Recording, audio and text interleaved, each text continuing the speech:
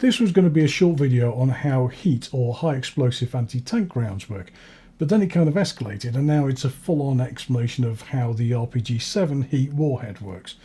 Outside of the normal circles of military enthusiasts and warfare buffs, show anyone a picture of this and they will almost certainly know what it is, even if they can't give it the correct name.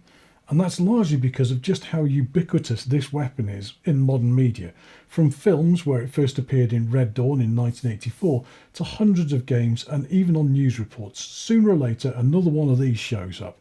So naturally there's a whole lot of misinformation and myths surrounding this thing, so let's go through how it works and bust a few of them along the way.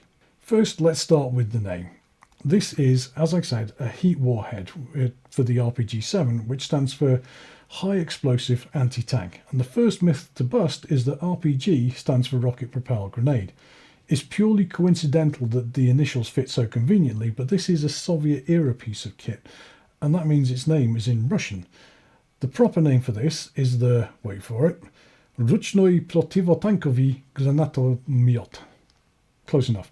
Which translates as handheld anti-tank grenade launcher, so really it should be the Hagel 7 in English, but RPG-7 works, so let's stick with that. This warhead, the heat round, is one of many that can be fired from the launcher, but this is probably the most iconic round that people recognise. The heat round was designed to take out Allied armour, and as an anti-tank weapon it's very effective, though it doesn't have the same capacity against modern armour. Against rolled steel it can penetrate up to 500mm, which is impressive compared to APFSDS of a similar size, but heat has the advantage that it has just as much damage potential at whatever range it's fired. APFSDS loses energy with distance, though to be fair the loss is minimal and generally it has a much longer range. So let's go over how this works. The system is designed to be in two parts, the warhead and rocket motor, and the booster charge and the fins stabilizer section, and these are carried separately and then assembled when the rocket's ready to be used. The lower part, the booster, is inside a cardboard tube which covers the stabilizer and holds the fins in a closed position. The propellant is at the end, and then this gives it its initial shove out of the tube, and then the top section contains the warhead, the rocket outlet, and then the fuel for the rocket. Once it's assembled and it's slid into the launcher, using this lug at the bottom of the rocket motor here to make sure it's lined up so that the primer for the charge section here is lined up with the trigger section, you pull the trigger and then off it goes downrange. But before you do that, you need to take this safety cap off here. Now, it's quite common practice for, let's say, less trained militias to take this thing off as soon as this is put into the tube. And that's a very dangerous thing to do, because if you're running with this thing and you happen to fall over and this hits the ground, there is no safety mechanism. It's not like some of the Western rounds where it has to travel a certain distance before it's armed. As soon as you take that off, this thing is live, and if you hit that, this go bang, and that's it. It's something that causes a lot of stress if you're Western troops and you're embedded with local militias or police. So quite often some of the guys who are embedded with these people will quietly try and sneakily put these caps back on the rockets to try and avoid that kind of accident happening. Anyway, you point this at the thing you're angry at and then you pull the trigger, and immediately a very fast sequence of actions happens. But first, let's address another myth, and that is that RPG rounds launch off through the air, spiraling slowly like some smoky firework towards their target. This is definitely one to blame the movies and games on. Just look at this shot from Kingdom.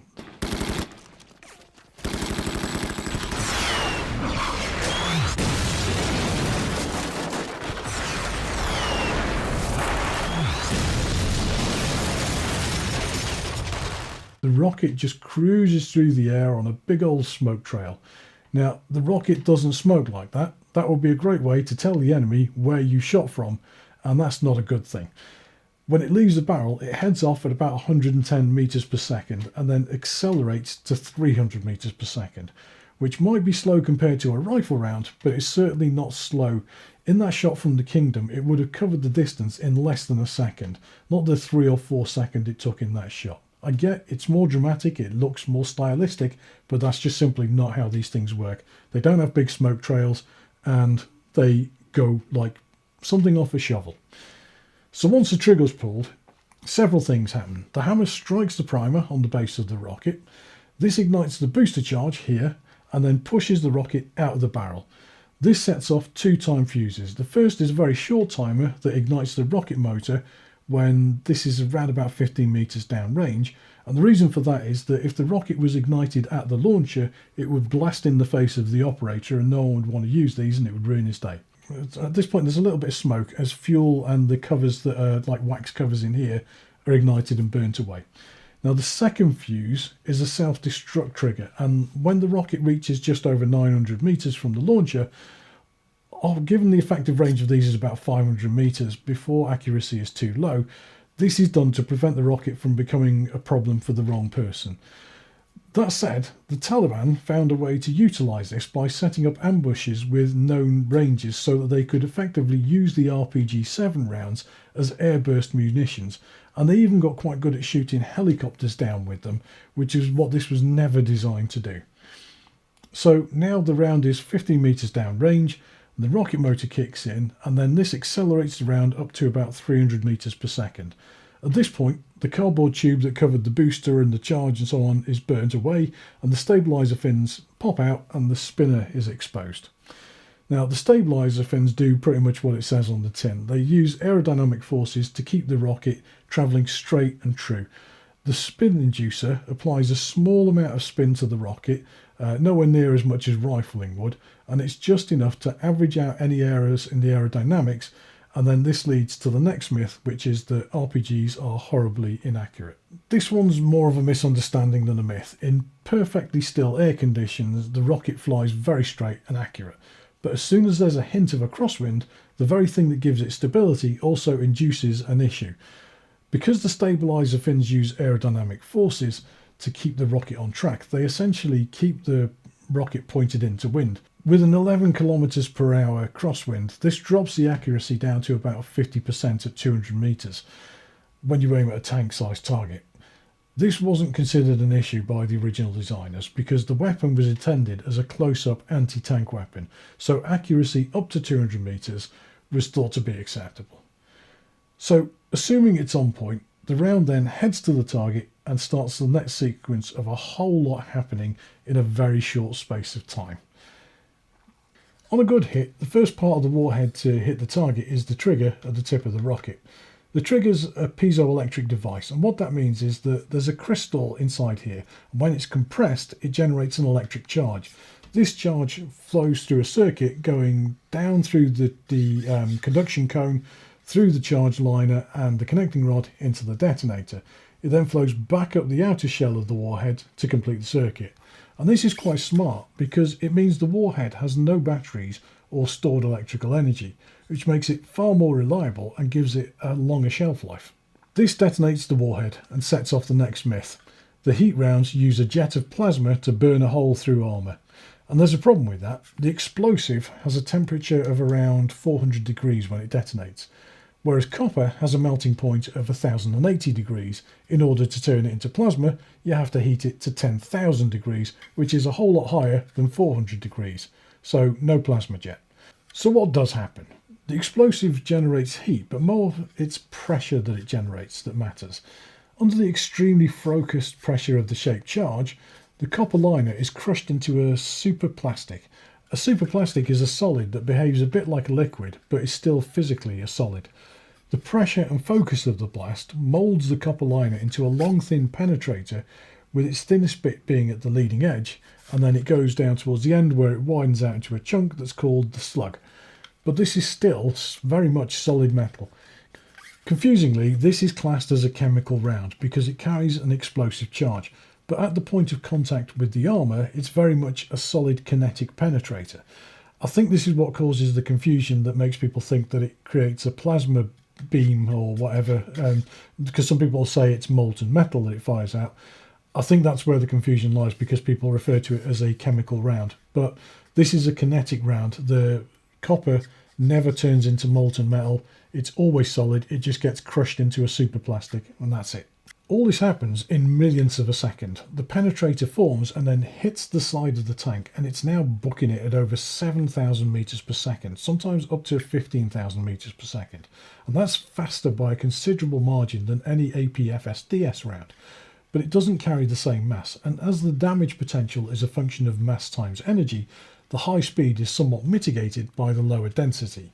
Either way, against rolled steel, a heat round will get through far more than an equivalent APFSDS round, including depleted uranium rounds.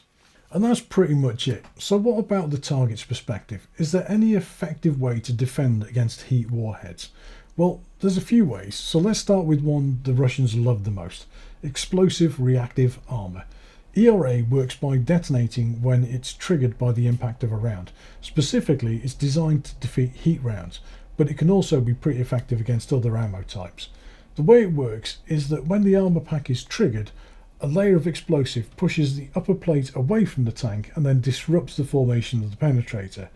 When it's struck at the right angle, the plate passes upwards through the penetrator and then effectively makes the penetrator have to defeat a thicker sheet of armour, so it ends up being the equivalent of much thicker armour. Along with that, it's also deforming the penetrator, disrupting its linear kinetic energy, so by the time it hits the actual armour of the tank underneath, a lot of its penetration power has been completely removed. The downside of ERA though is that once it's done, then that's it, no more protection. There are other versions such as non-explosive ERA, but they're a lot less effective and they're not anywhere near as capable. And on top of that, ERA is useless against countermeasures like dual warhead heat or penetrators that have break-off tips. In the case of dual warhead heats, it literally has a heat round here and a heat round here. It hits the tank, the first heat round disrupts the ERA, and then that leaves the tank vulnerable to the actual warhead that comes in next and then whoosh, hits the tank. The next defence is slatted armour, where the cage is placed around the vehicle, and while it's effective when it works, this is known as statistical armour because if it works or not depends on where the warhead hits. If it hits in between the bars, then great, it's highly effective. And what happens when that occurs is that the outer shell of the warhead is pinched by the bars as it tries to get through them, and it's pinched against the conducting cone. And this short circuits the trigger so that it can't reach the detonator and set the round off. Now, when it hits the edge or a joint, or it hits one of the bars, one of the slats on the cage, then the round detonates at normal. And then worse, the additional standoff distance it now has means that the penetrator has more time to form and becomes more effective. Typically, a heat round will be most effective with about 900 meters from the detonation to the armour. And the reason it tends to have less optimal detonation range, like this is not 900 millimeters, is simply because the rocket would be not particularly practical at all if the trigger was a meter out from the end of the rocket. So in some of the bigger rounds like javelin and so on, they might have that distance, but this round it would be impractical to be a meter long. But this is why it's called statistical armour. Statistically, it's more likely to work than not, but if it doesn't work, there's a good chance it really won't. So it's pure statistics. It's got about a 60% chance that it'll land in the right place, not take the tank out.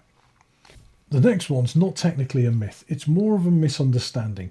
Standoff armour is absolutely not a defence against heat. In order to be effective, it would have to have so much of a standoff distance to get beyond where the penetrator then starts to break up and dissolve.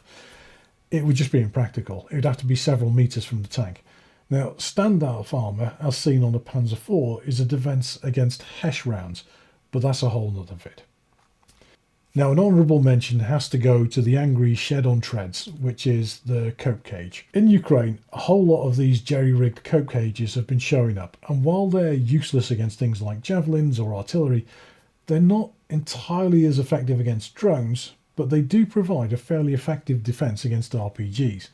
Because while they have the same problem as standoff armour in that they allow the penetrator more time to form, it's really important for a soldier shooting at the modern tank to pick its weak spots, because an RPG has to hit its most effective point.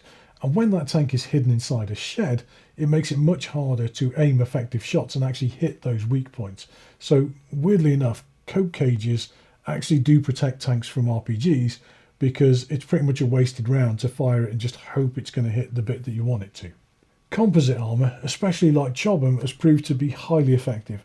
Through the use of layers of ceramic and rubber and steel, the penetrator's deformed and then drained of energy before it can make it through the armour.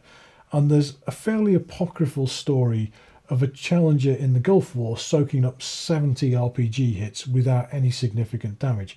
And while that might be exaggerated, even if it soaked up just 7 rounds, that's still impressive protection. The RPG-7 has been around for more than 65 years at this point, and it's unlikely to be replaced anytime soon. Sure, there's longer range, better, more effective systems out there, but it's the simplicity of design that makes it so enduring. It needs no batteries, it's quick to train up on, it's very mobile and very rugged. It's dirt cheap when compared to other systems, and there's a whole lot of them out there. And no doubt it's going to continue to show up on TV, in the news, in movies and in games for years to come. Постріл!